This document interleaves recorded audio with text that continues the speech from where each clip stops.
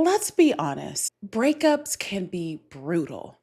Whether you saw it coming or got blindsided by a we need to talk text, the pain is real. It doesn't matter if it was a 3-month whirlwind or a 10-year love story. Heartbreak hits like a freight train.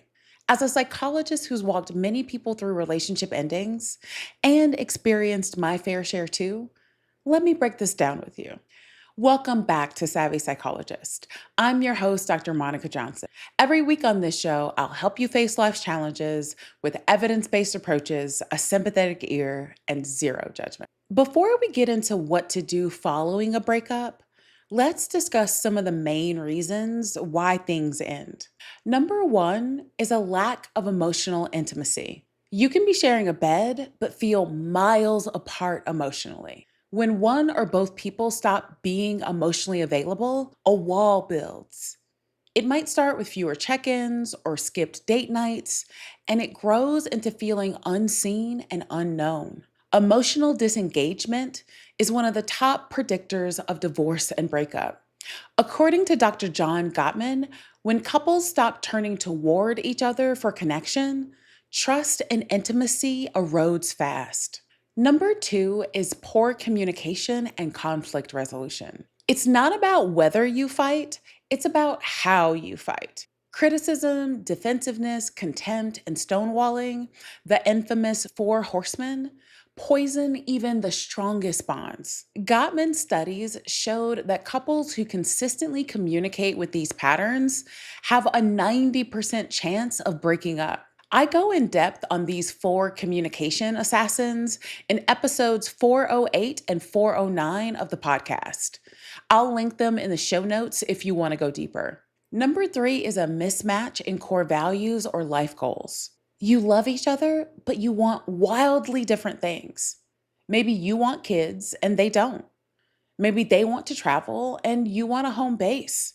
Over time, love isn't enough to bridge the gap. Shared values and life goals are critical for long-term compatibility and relationship satisfaction. Number four is infidelity or betrayal of trust.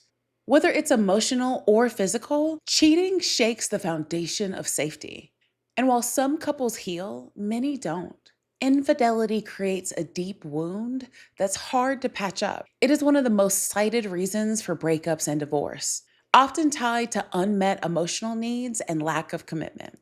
Number five is unequal emotional labor.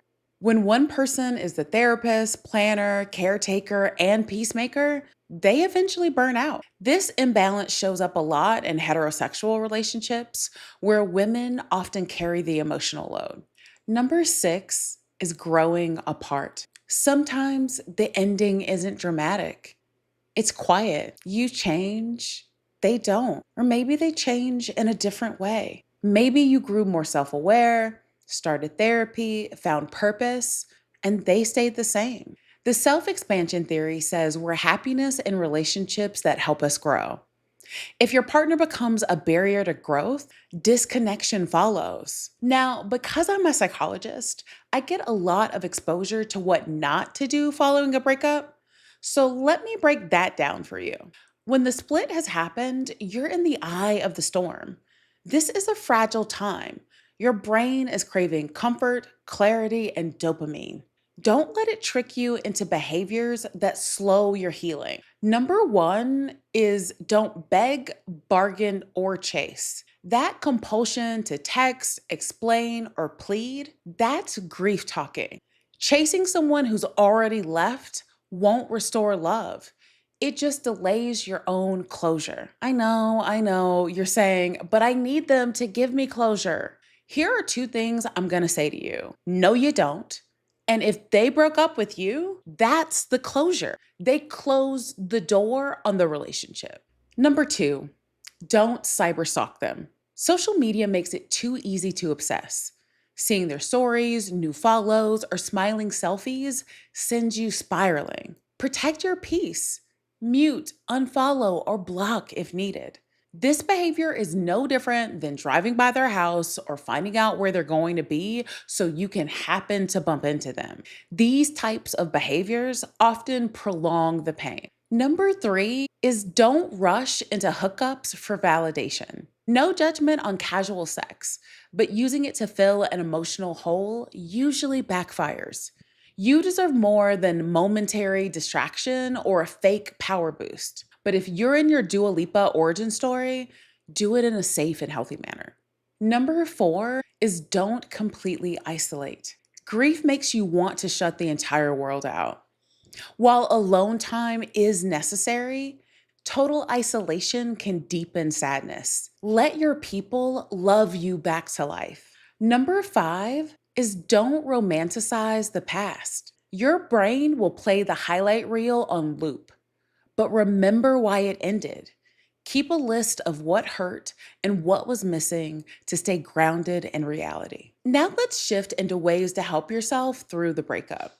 Number one is to grieve the relationship like a death, because in many ways it is. You're mourning a person, a version of yourself, and the future that you imagined.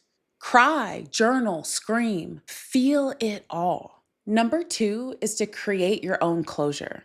You don't need their permission to move on. Write a letter that you don't send. Talk to a therapist. Reclaim your story. What did you learn? What parts of you need healing? Number three is to anchor your days with routine. Heartbreak unmoors you. Routines can steady you.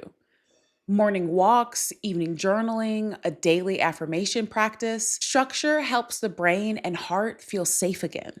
Number four is to lean on non romantic love. Your friends, family, coworkers, or even that one cool aunt, these people matter. Let them pour into you. Laugh with them, cry on their shoulder. Love comes in many forms, and romantic love isn't necessarily better than the rest. Number five is to rebuild your identity. Sometimes we mold ourselves to our partners.